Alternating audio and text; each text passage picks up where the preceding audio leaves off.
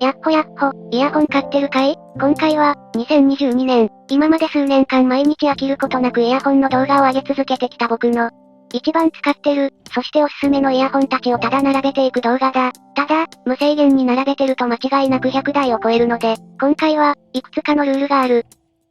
ジャンルが近いものは1台に厳選する。同じメーカーから選ぶのは1台だけ。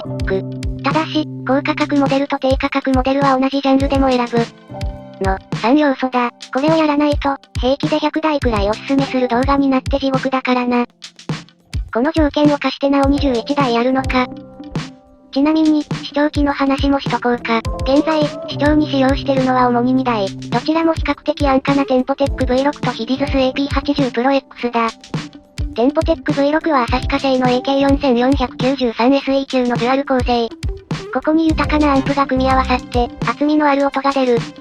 ヒディズス AP80 Pro X はコンパクトで、消費電力も抑えられた ESS の 9218P のデュアル構成。アンプなどがコンパクトで、さっぱりとした鳴り方。どちらかの方が個性を発揮できるイヤホンもあるので、最近は両方で聞き込むようにしてる。さらに、出力が強くてカリカリの音が欲しい時にはサバジ DA さんや、真空管アンプ、コルグの HAS を組み合わせてさらに豊かな音色を求める時もあるぞ。基本的には、小型で近いイヤホンでしか感じられない、カリカリの高音域と力強いサブベース、そしてその中間で違和感のない中音域があるものが好物だ。そんな人間が悩んで選んだ20台。時間も長くなりそうだし、さっさと紹介していくぞ。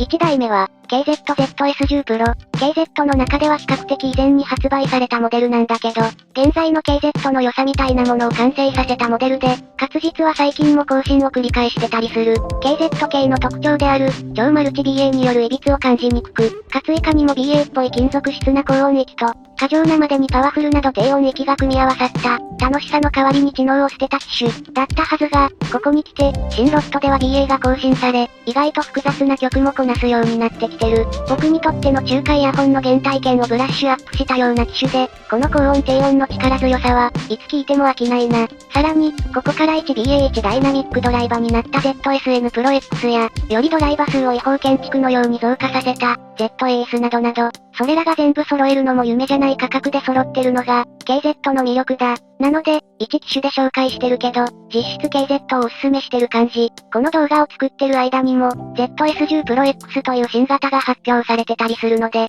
期待値は上がるばかりだな。CCA CRA プラス、CCA は KZ のサブブランドだから、実質 KZ という誰でも知ってる事実について触れてはいけない。というか、低価格ダイナミックドライバのバランス型で、今年一番おすすめしたいのがこいつなんだよ。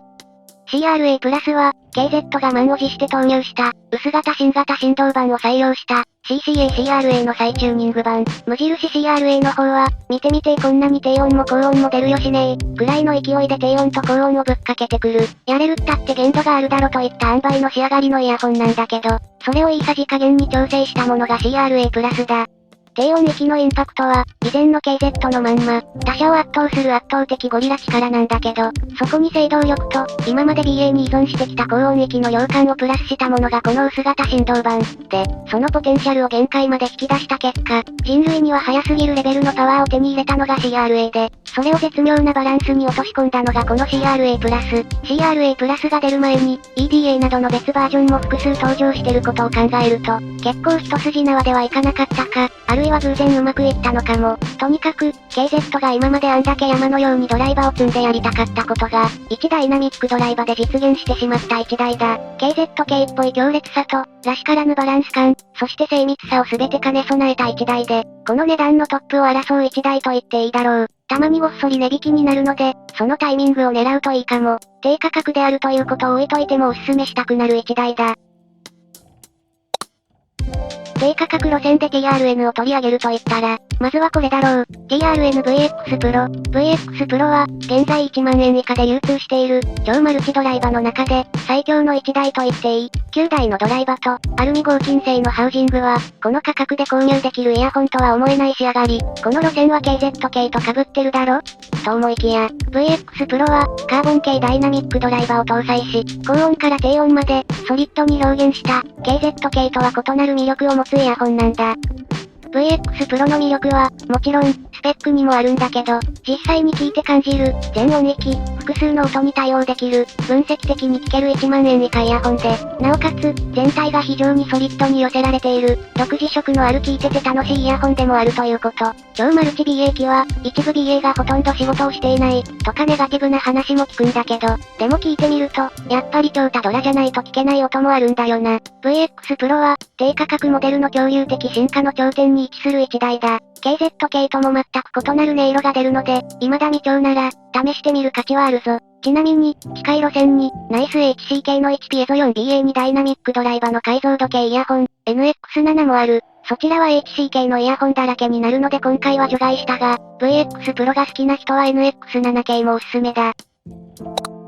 次におすすめしたいのが、ナイス HCK ロフティ。今まで3台続いた低価格路線から、一気に3万円クラスに飛んできた。このロフティ、弾力のある低音のある、1ダイナミックドライバモデルの中で、今一番よく使ってる1台だったりする。発売当時、ドライバの鳴らし不足で、かなりボームにより切ったイヤホン、という評価を得ていたロフティなんだけど、使い込めば使い込むほど、鋭い高音域と弾む低音域を両立しつつ、ボーカルもしっとり、という、ピュアベリリウム大型振動板の特性にふさわしい個性を発揮した。同時期に発売されたトップガイよりも、肉厚な低音域と、キラキラ鼻のある高音域の両立は、よくよくエイジングされたロフティの最大の武器だ。本当に月単位で付き合う必要があるんだけど、それでもロフティに付き合った人からの評価は、そんな経緯もあってか、やたらめったら高い。ので、外から見ると相変わらずいまいち怪しいイヤホンに映るのかもしれないけど、でも、僕は今でもロフティは12を争うくらい低い1ダイナミックドライバ機だし、この値段を出すのにふさわしい価値のある1台だと思うな。ちなみに、付属ケーブルがかなり低音域を押し上げる、温かい音なので、位置取りケーブルして、付属ケーブルは他のイヤホンに収束させるのも手だ。物はいいけど相性がね。シャオワー S12。今年、最も効いてインパクトのあった平面駆動機は間違いなくこいつだ。今年は 14mm クラスの平面駆動機が大量に発売されたんだけど、どれもこれも下馬評で判断できない状態の中、音色で一歩抜きんでた、と感じたのが、このシャオワー S12 だ。明瞭軽快な高音域、同じく透き通った中音域、そして、意外にも力強い低音域、さらにサブベース帯を強化した Z12 や CCAPLA13 が今後リリースされるものの、相変わらず S12 をベストバランスと考える人は多い。サブベースの量感を持ちつつ、高中音域も明瞭な S12 は、アルミハウジングのおかげで、同価格帯のライバルと比べてもこの明瞭さが強調されていて、一番小型の平面駆動を効いているなぁ、という気持ちにさせてくれる一台だ。装着感も超大型ドライバーを採用しているモデルの中では比較的良好なので、どんな場所にも持ち出せる気軽さも魅力だな。平面駆動だったら、まずは S12 から手を出してみて、くらいのおすすめ度だ。聖オーディオエリクサー。実は、このエリクサーをレビューする前に、今年のおすすめ一覧を決めてたんだけど、こいつのおかげで全部崩れるくらいにインパクトのあった一台だ。ざっくり言ってしまうと、ベリリウムダイナミックドライバの金属質にきらめく高音域、めちゃくちゃ沈んで弾む低音域、そして、カーボン系振動板の精度の良さ、ソリッド感、反応の良さ、それら各イヤホンの個性として用意されていたものを、足して割らない衝撃的な音色。個人的に、自腹で買うイヤホンは1台100ドル以下、という制約を持ってるんだけど、このエリクサーは、C オーディオブレイブリー、ナイス HCK ロフティと並んで、もしなくしたら誓いを破っても買っちゃう3万円クラスだな。カーボンとベリリウムを重ね合わせた特殊な複合素材ダイナミックドライバは、本当にそれぞれの良さを限界まで引き出しつつ、すべてがうまくまとまってる。今年低価格1ダイナミックドライバで衝撃を受けたのは、CCACRA プラスだったんだけど、高価格帯で未知の音と遭遇したのは、このエリクサーだった。S12 で平面駆動じゃないと出ない音あるなぁ、とか思ってたら、かなり近いものが従来型のダイナミックドライバで出ちゃうんだもん。そりゃ驚くでしょ。もちろん、高音域からサブベースまで音色の魅力がぎっしり。感触系の1ダイナミックドライバといったら、価格言わなかったらとりあえずこれ聞かせる。そんなレベル、現在は視聴器も出てるらしいので、ぜひまずは体験してみてほしいな。ケチで貧乏な僕が、イヤホンに3万出せる3機種。最後の1台が、C オーディオブレイブリーだ。特に、ブレイブリーの中でも、黒の通常バージョンがお気に入り。これは色で音が変わるわけじゃなくて、現在赤と青が確認されてる限定バージョンは、装着感向上のために小型化、再設計されてるからなんだ。黒ブレイブリーは、音導管の設計のせいか、唯一無二のサブベースの残響感を持っていて、限定版のブレイブリーの音色は、どっちかというと同じ C オーディオの穴ウに近い。で、このブレイブリー。個人的には BA はここでゴールしてしまっている。オーディオオタクの言うゴールは1ヶ月後には泥沼に沈んでたり、勝手に増えてたり、50メートル先に動いてたりするんだけど、ブレイブリーは僕にとって本当に唯一無二の存在だ。同クラスの上級 BA 機の中で、高音域と低音域のバランスが取れつつ、ソリッドかつ立ち上がりの速いサブベース、そして、金属質な明瞭感と、何でもかんでもキンキンにならない正しさの絶妙なラインを攻めてる完成度。実はサムネが星5じゃなくて星6なのがわかるかな？それくらい衝撃的だった。感触系の音色で、天井や壁も感じない、広い響き方。ブレイブリーは何度も限定版が発売されてて、C オーディオブレイブリーばっか売ってんな、と苦笑する人もいるかもだけど、そりゃ売れるよこんなん。でも、個人的におすすめなのは、限定バージョンじゃなくてノーマル版だ。サブベースのこの絶妙な量感に衝撃を受けたなら、ぜひ通常版を買ってほしい。逆に、もうちょっとライトなのがお好きなら、穴ウカ限定ブレイブリーがおすすめだぞ。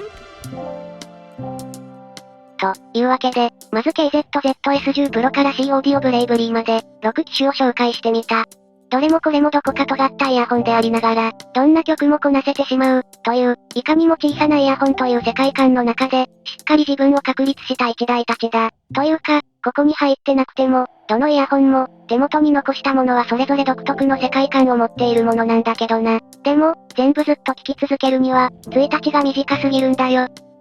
このシリーズは引き続き新作と隙間時間を使って作成していくつもりなので、また、突然パッと投稿されるかもしれない。完結したらチャンネルトップにへばりつけとくと思うので、気長に待っててくれ、といったところで今回はここまで、次回はいつになるのやら。